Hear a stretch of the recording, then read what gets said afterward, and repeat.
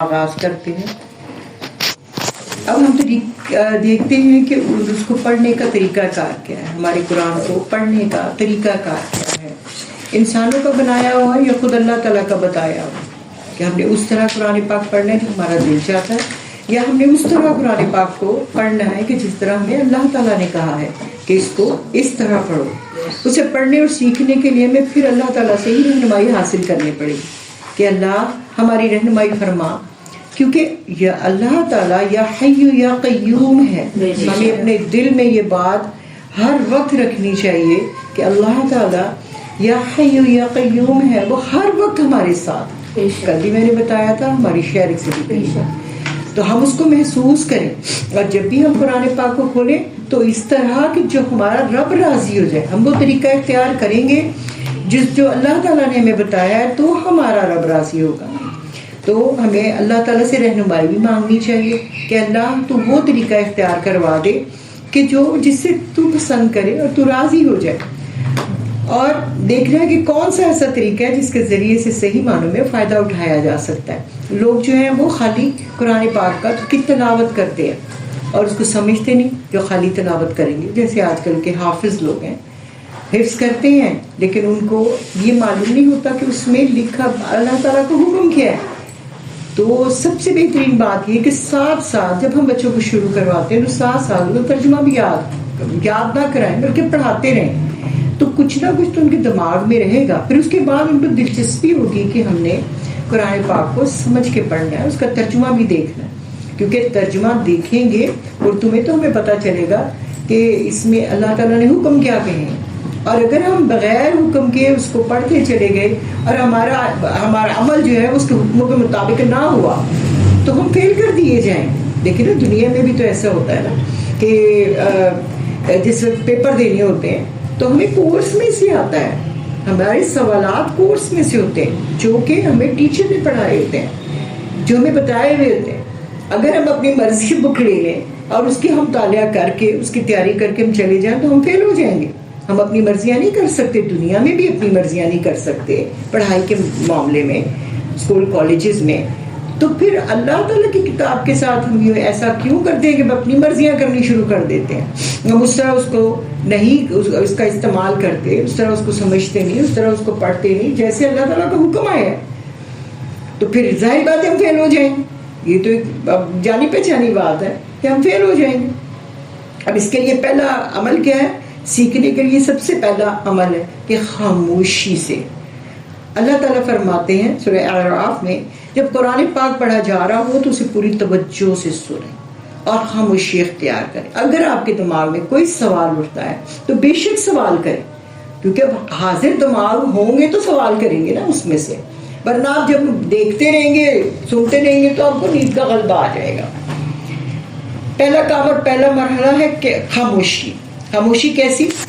صرف باتوں ہی کی نہیں، کہ ورک کو دیکھنا نہیں، قرآن کی طرف خالی نظر نہیں رکھنی، بلکہ ہر طرح کی خاموشی، یعنی کہ انسان سے زبان سے ہی آواز بلند نہ کرے بلکہ اپنے کسی عمل سے بھی ایسی آوازیں نہ نکالے کہ جس کی وجہ سے سننے میں کوئی خلل پیدا ہو۔ یعنی کہ دوسرا کیا کر رہا ہے، دوسرے نے قرآن کو لے کہ نہیں، کوئی آیا ہے کوئی گیا ہے، ہم اس طرح بھی متوجہ نہ ہوں، بالکل ہمارا جو تعلق ہے وہ اللہ تعالیٰ کے ساتھ جڑا ہو، کہ ہم اس کے قرآن کو سن رہے ہیں، اور ہمارا ایک لمحہ بھی مس نہیں ہونا چاہیے کہ کوئی ایسی چیز ہم سے غفلت میں، کیونکہ شیطان تو ہمارے ساتھ ساتھ یہ کرنے کے لیے، ہمیں ہٹانے کے لیے، اور ہمارے طرف سے جو فرشتے ہیں ان کو ہٹانے کے لیے وہ تو پورا کام کر رہا ہے۔ اس جگہ پہ تو زیادہ ہی ہے کہ یہاں پہ تو زیادہ ہی ہے کہ وہ سننے نہیں دے گا کوئی بھی چیز، وہ سوال بنانے نہیں دے گا، وہ دماغ کو معاف کرے گا، لیکن یہ ہمارا کام ہے کہ ہم دماغ کو معاف نہ ہونے دیں، ہم ادھر ادھر کی طرف توجہ نہ کریں کہ اس کے کپڑے کیسے ہیں، وہ کیا کر رہا ہے، کیا کوئی آیا ہے کوئی گیا ہے، کوئی آیا ہے گیا، آپ سمجھے کہ آپ اکیلے بیٹھے ہوئے اور آپ کا تعلق جو ہے وہ اللہ تعالیٰ سے جڑا ہوا اور آپ قرآن کو سمجھ رہے ہیں۔ اور کیا ہے کہ پھر اس کو کیا کرنا ہے، ہم نے غور کرنا ہے، غور سے سننا ہے، غور فکر کرنا ہے، کیونکہ اللہ تعالیٰ نے فرمایا ہے کہ میرے کلام پر غور و فکر کرو۔ اب آپ دیکھیں کتنی معمولی سی بات ہے کہ اگر ہم آسمان کو نہیں دیکھتے تو یہ شرک ہے. اب آسمان کو دیکھنا بڑا عجیب سا لگتا ہے کہ جی آسمان کو ہم نہیں دیکھتے تو شرک کہاں سے آ گیا. شرک یہ ہے کہ ہم اللہ کی کسی چیز پر غور و فکر ہی نہیں کرتے. ہمیں تو ہر وقت غور و فکر کرنا چاہیے. ہم یہ سردیاں آ گئی ہیں, اب دھوپوں میں بیٹھتے ہیں تو ہم اپنی ہی باتیں کرتے رہتے ہیں, ہم جائزہ ہی نہیں لیتے آسمان کا کہ آسمان پر دروازے ہیں, ارواح جا رہی ہیں آ رہی ہیں. دیکھیں کیسا نظام اللہ تعالیٰ نے چلا, یہ غور و فکر کرنا چاہیے نا ہمیں. پرندے کیسے اڑتے ہیں, پرندے کتنے رہ گئے. اب دیکھیں کہ لوگوں نے ایک تو جو تھا چیل گوشت کی وجہ سے گند ڈالا ہوا تھا, اور دوسرے اب چڑیوں کو پکڑ کے وہ قید کر کے مزاروں کے سامنے بیٹھ جاتے ہیں, چراہوں میں بیٹھ جاتے ہیں کہ جی آزاد کروائیں چڑیاں. اب وہ چڑیاں آزاد ہوتی ہیں پھر وہ پکڑ کے اس کو پنجروں میں قید کر, کتنا گناہ ہے. اور وہ ہو رہا ہے اور ہم ان کو پروموٹ کر رہے ہیں کہ چڑیاں ہی ختم ہو گئی ہیں, ہماری وہ خوبصورتی جو تھی وہ ختم ہو گئی. آپ نے کبھی غور کیا؟ آپ آسمان کو دیکھیں, طوطے بھی وہ تو پالتے ہیں, لیکن میں یہ کہہ رہی ہوں چڑیاں ہماری خوبصورتی آتی تھیں, ہم لوگ باجرہ ڈالتے تھے, پانی ڈالتے تھے, چڑیاں آ کے کھاتی تھی, کتنا اچھا لگتا تھا. ان چیزوں کو تو چڑیوں کو قید نہیں کرنا چاہیے. ہاں جی, ہم لیکن ہم جا کر ان کو آزاد کرواتے ہیں, ان کو پیسے دیتے ہیں تو وہ پکڑ کے دوبارہ بند کرتے ہیں نا. ہم خراب کرتے ہیں لوگ, ہم غور و فکر نہیں کرتے کہ ہمیں کو بند کرتے ہیں گھر کے اندر اور کہے کہ تم نے باہر نہیں جانا. تو ہم رہ سکتے ہیں, کتنا عرصہ رہ رہے ہیں, پھر تو پاگل ہو جائیں گے. ٹھیک ہے نا, ہم تو باہر جائیں گے. اسی طرح وہ بھی جاندار ہیں, ہم وہ بھی جاندار ہیں کہ جو آزادی مانگتی ہیں, ٹھیک ہے نا, ان کو آزاد رہنے دیں تاکہ وہ ہم سے خوف نہ کھائیں. اب باہر کے ممالک کو ہم بہت وہ کرتے ہیں نا کہ وہ بہت اچھے ہیں, وہ کیا کرتے ہیں, وہ ان کو پریشان نہیں کرتے, اسی لیے سارے جو پرندے ان کے پاس آتے ہیں, ان سے دور نہیں رہتے, ان سے خوف نہیں کھاتے. تو ہم سے کیوں خوف کرتے ہیں؟ اس لیے کہ ہم ان کو پکڑ لیتے ہیں, ہم کو افزائش نسل کے لیے موقع ہی نہیں دیتے. تو کتنے گناہ کی بات ہے جو ہمیں دنیا میں تو پتہ نہیں چلے گا, لیکن آخرت میں پتہ چلے گا. ہم کسی کو منع بھی نہیں کرتے جا کے, بلکہ کئی دفعہ ایسا ہوتا ہے ہماری مشکلات آسان ہو جائے, ہم چڑیوں کو آزاد کروا دیں جا کے. تو کیا کرنا ہے, ان سب چیزوں پر غور و فکر کرنا ہے, غور سے سننا ہے. سننا سیکھنے کے لیے توجہ سے سننا نہایت ضروری ہے.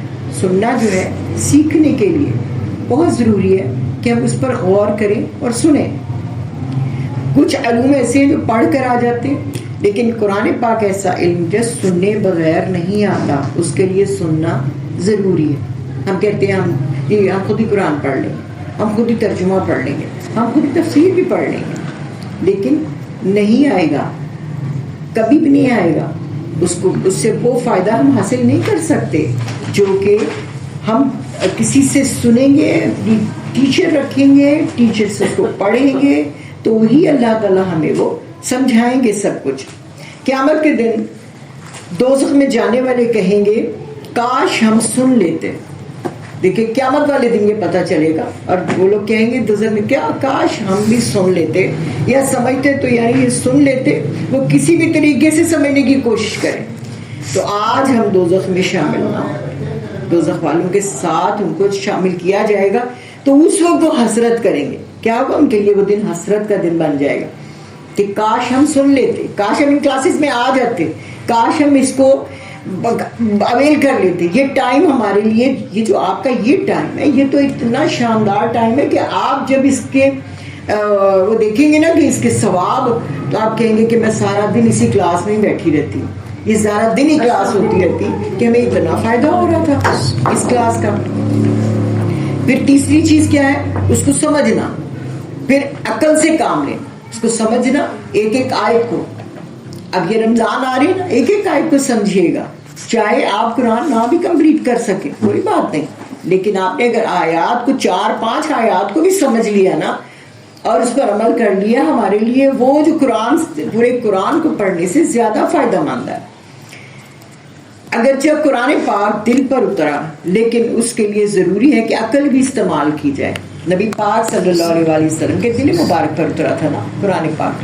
تو اس کے لیے کیا ہے کہ ہم اس کو سمجھیں بھی تاکہ اسے اچھی طرح سمجھا جائے. اور ایسے لوگوں کی طرح انسان نہ ہو اور تم ان لوگوں کی طرح نہ ہو جاؤ کہ جنہوں نے کہا ہم نے سنا اور وہ سنتے ہی نہیں.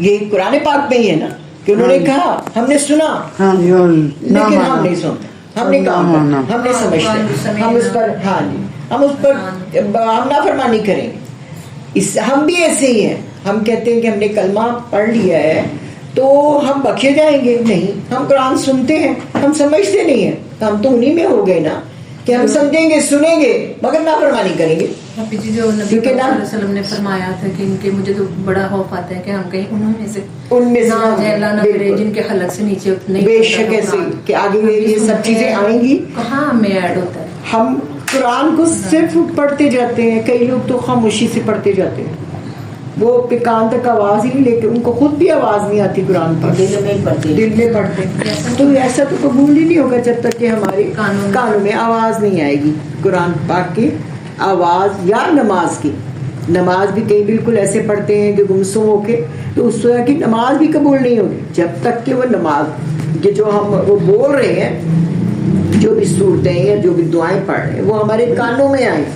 تو ہی یہ ہمارا جو یہ والا فرشتہ ہے وہ سنے گا اور وہ لکھے گا, ورنہ نہیں لکھی جائے گی وہ نماز.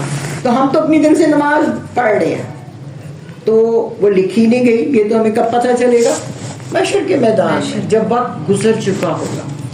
جو وقت ہمارا ہے اس سے فائدہ حاصل کرنے کی کوشش کریں کہ اس وقت میں ہم اپنے آپ کو جنت الفردوس کی قابل بنائیں.